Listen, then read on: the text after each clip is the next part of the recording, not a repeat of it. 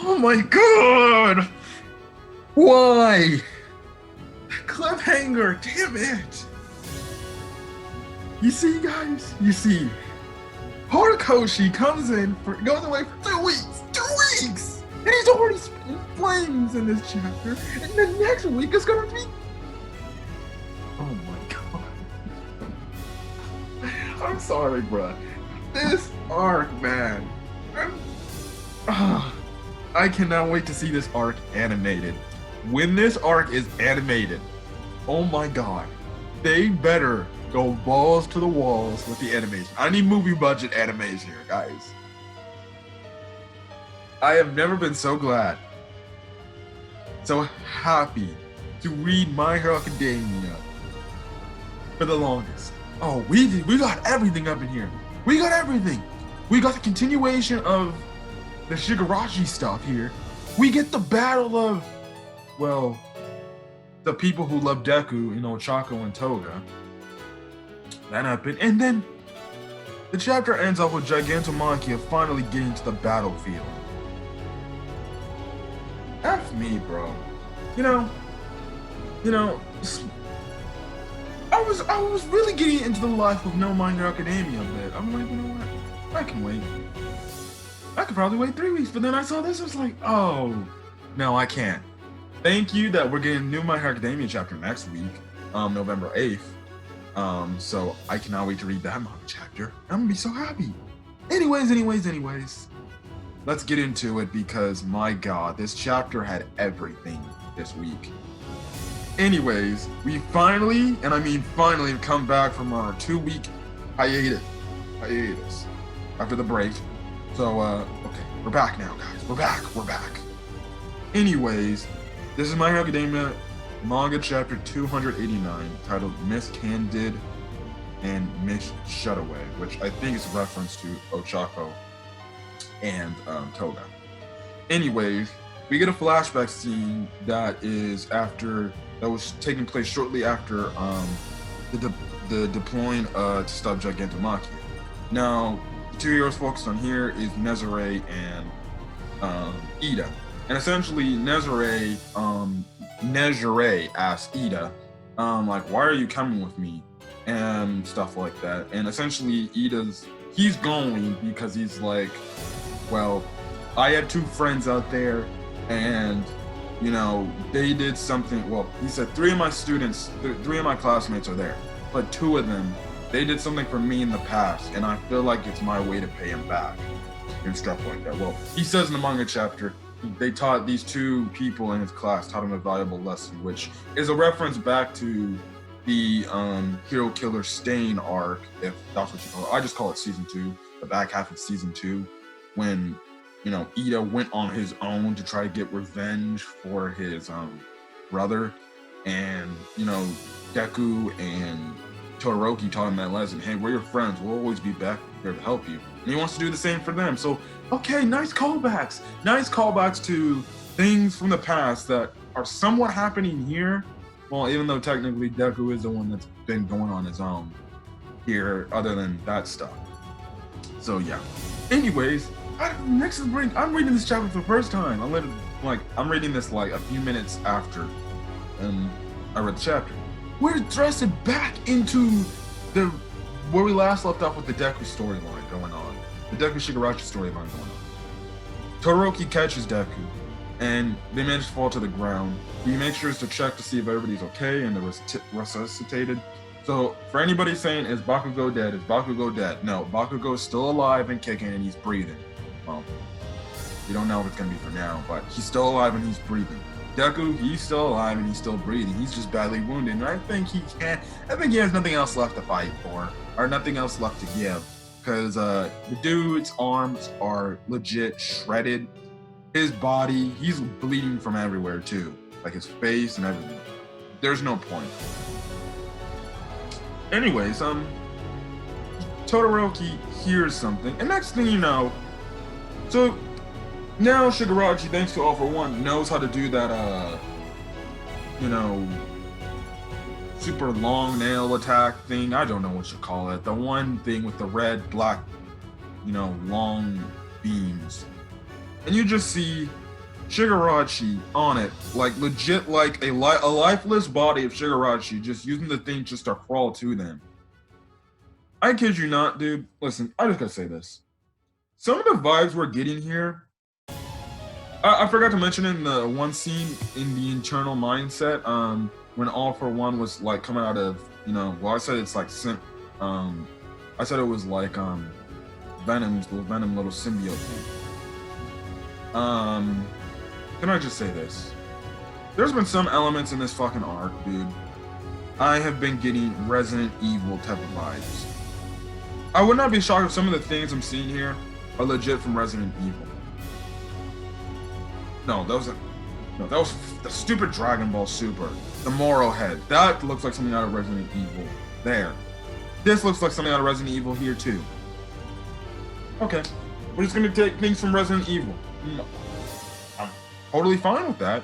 I haven't played a Resident Evil game, but I watched people play Resident Evil. And okay. Anyways, you have All for One in his head be like, Tomura, you must retreat. You're not strong enough. But Tomura's like, you're not the boss of me. Get out of my fucking head. I'm gonna do things my own way. And stuff like that. So he's charging directly at, the others. Mostly because he's trying to get the Deku to, steal All for One, or One for All, even though it's physically not possible for him to do it. And the clutch. Nezare Hado, the babe, one of the babes in My Hero Academia, comes in with the clutch save and, destroys the waves all over the Shigarashi's little thing and stuff like that. And also Ida's there as well and stuff like that. Now, Ida tells the others, like, listen, there is a gigantic villain that's coming. We need to get you guys out of here. Now, what happens is Todoroki says, get Midoriya and the others out of here. But Deku's like, no, I need to stay here because Shigarashi's after me. So just take Endeavor and take Bakugo and the others and get out of here.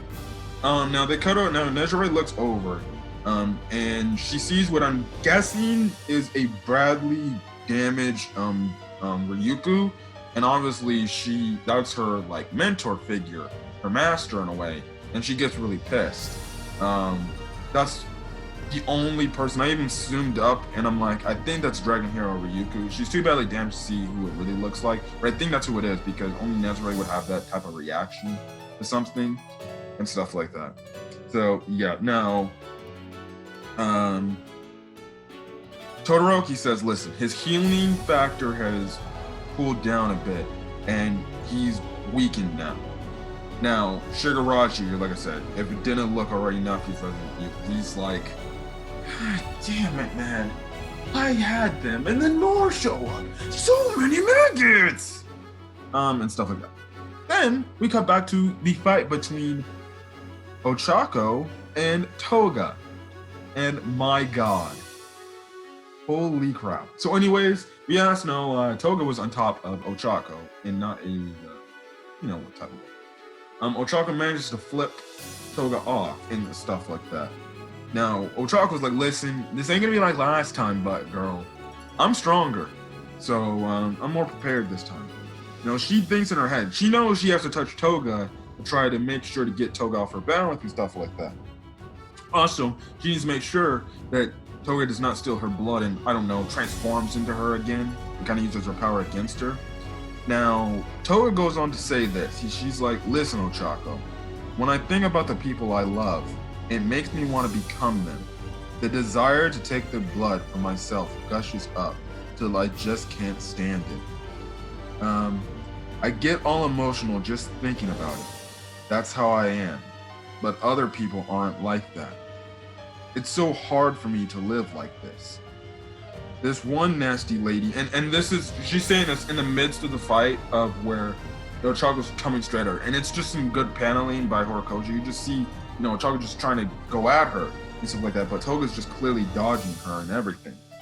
Her dialogue continues to say, this one nasty lady said, my normal was sad and miserable, and then guess what?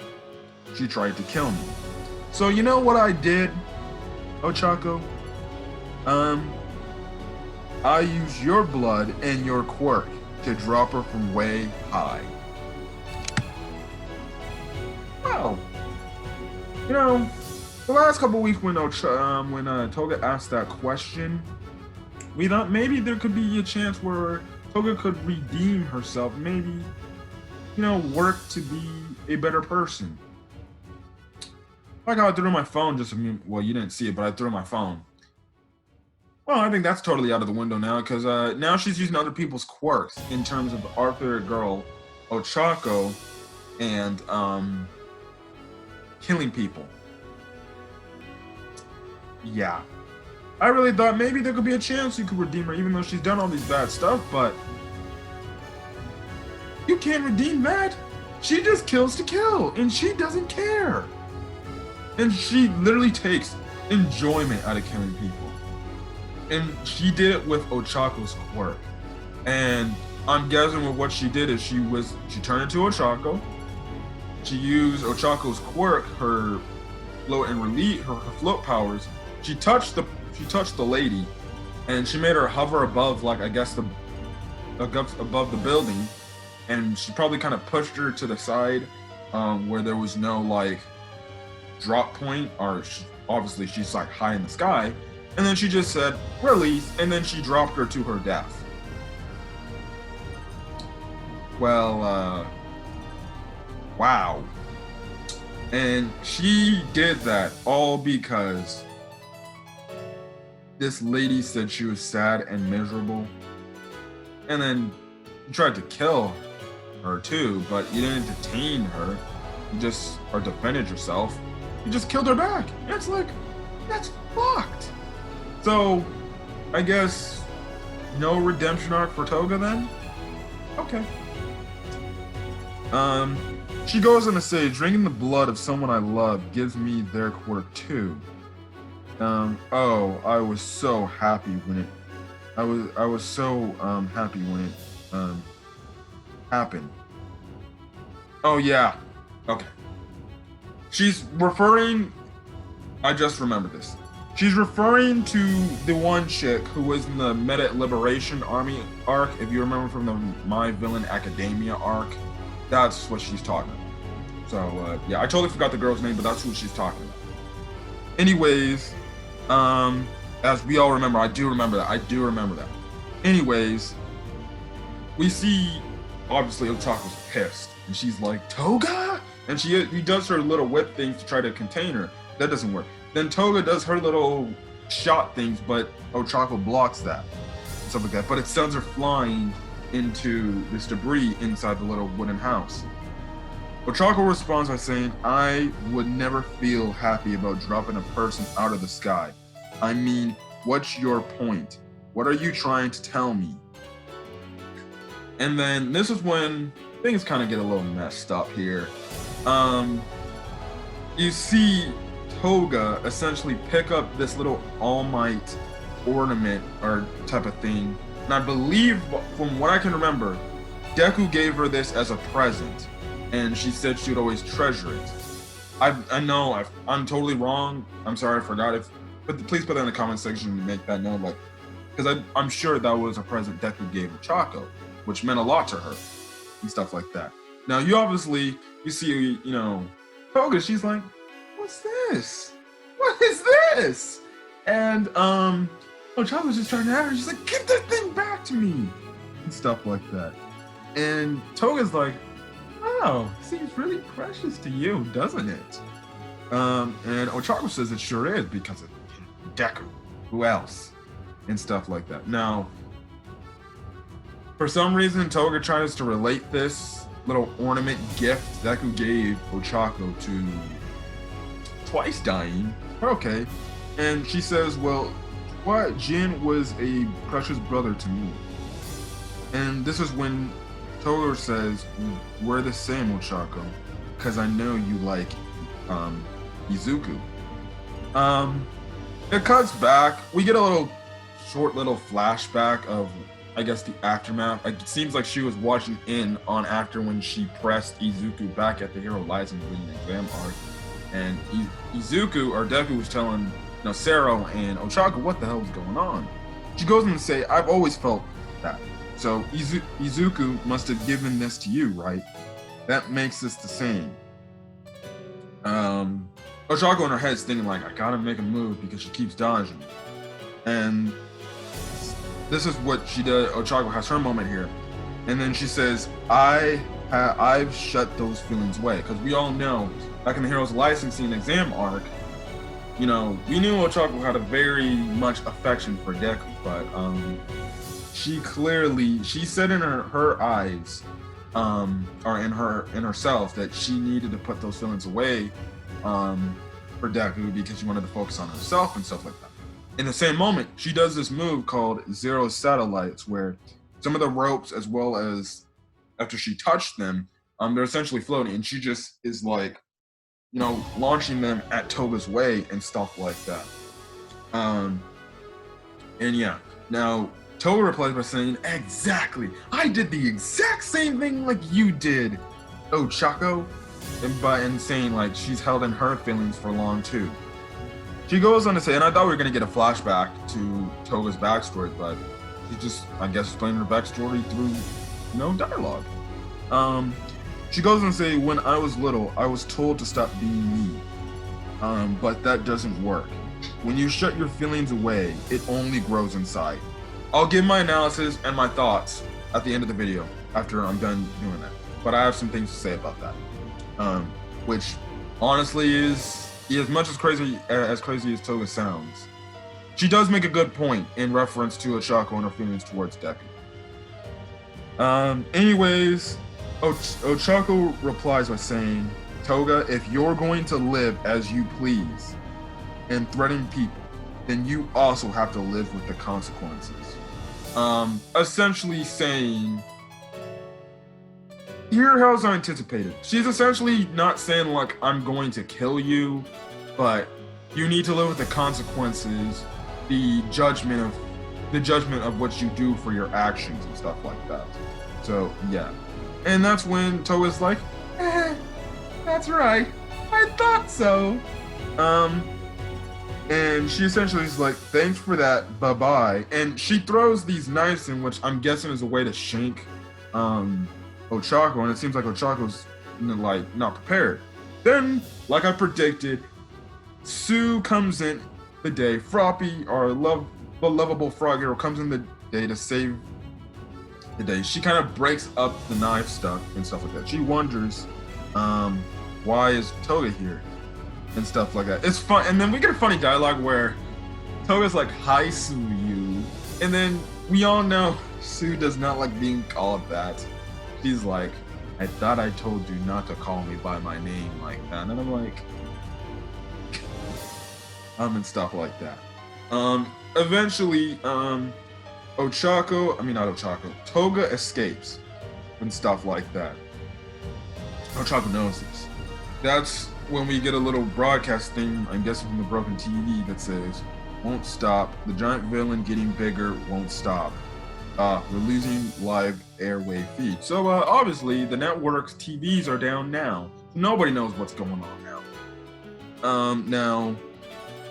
This is the inner monologue of Toga. Now it says, Ochako, since we like the same boy, I thought maybe we could confide in each other about love. I'm going back to the league. My confusion's all cleared away. Now, this is when Ochako makes a mention. One, she gets her present from Deku back, and then Ochako makes a mention that Toga was crying in this instant, which, I saw that. I'll have to look more into that. I'm guessing, she got her answer. I think she feels like, because I'm guessing what Toga's feeling like this in terms of the aspect, because Ochako did say, you're going to have to live with the consequences for your actions for what you did.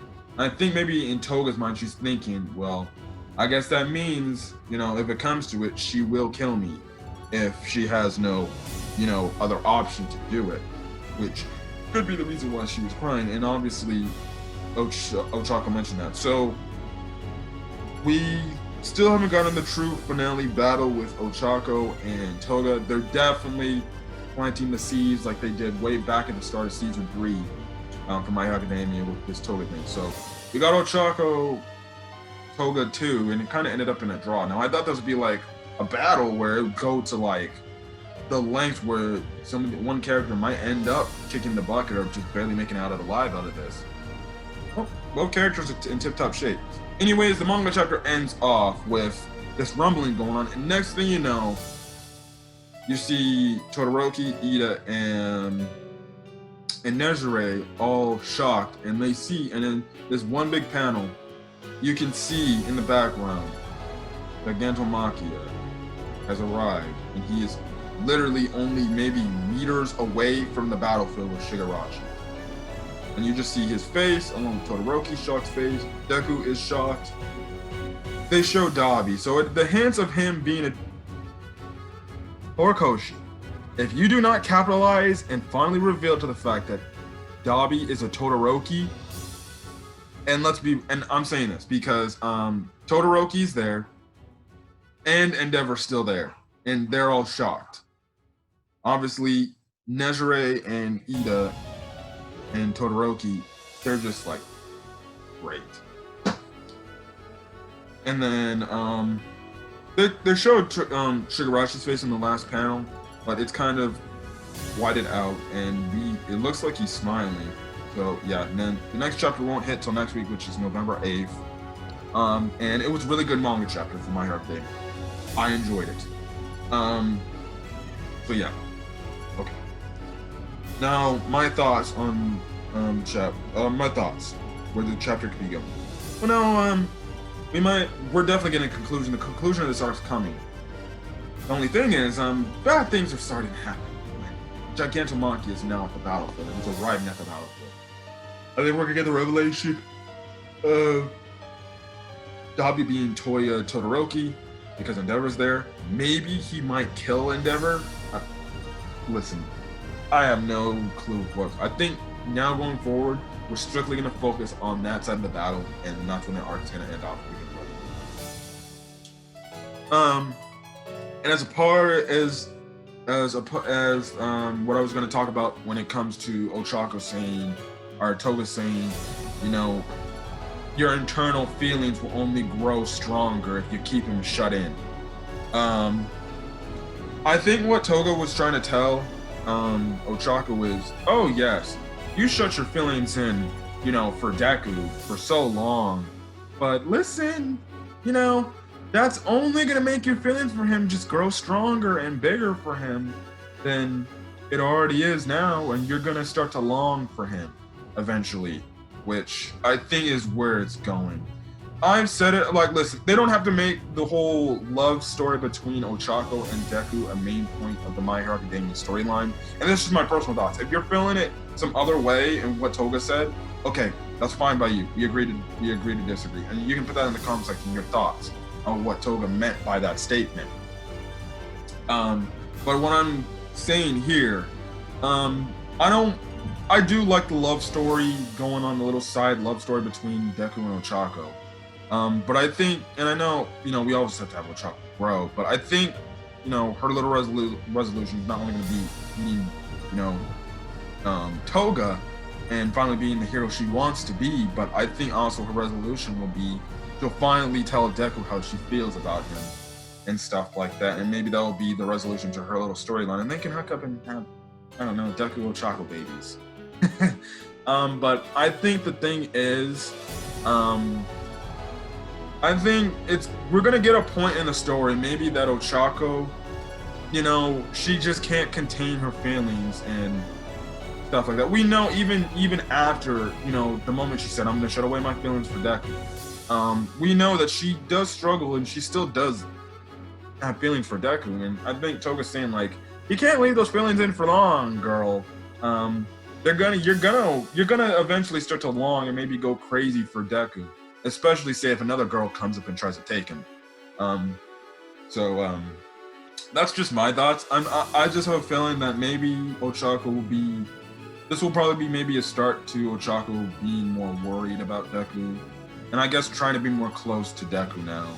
after this incident. Yeah, like I said, I'm predicting we get a time skip anyways, so maybe they get close.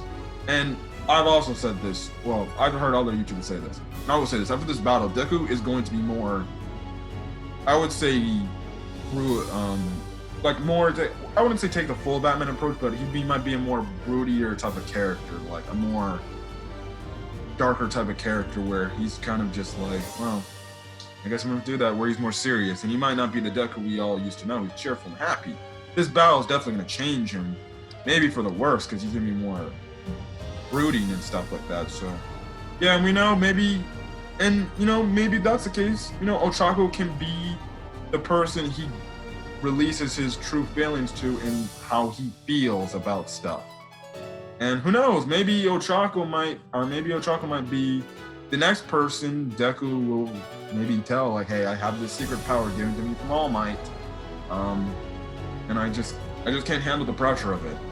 And maybe Ochako is like his light, where he always can go to, and she can comfort him when he needs her. Anyways, those are just my thoughts. If you have any other thoughts regarding that stuff, please put in the comment section. So if you guys like the video, leave a like. Again, I already said what you can put in the comment section on what's your thoughts on this chapter. As well as hit the subscribe button. Again, more My Hero Academia manga chapter reviews. As well as, hit that notification button to get any updates to the channel or whatever I upload. Anyways, guys, I'm Manga.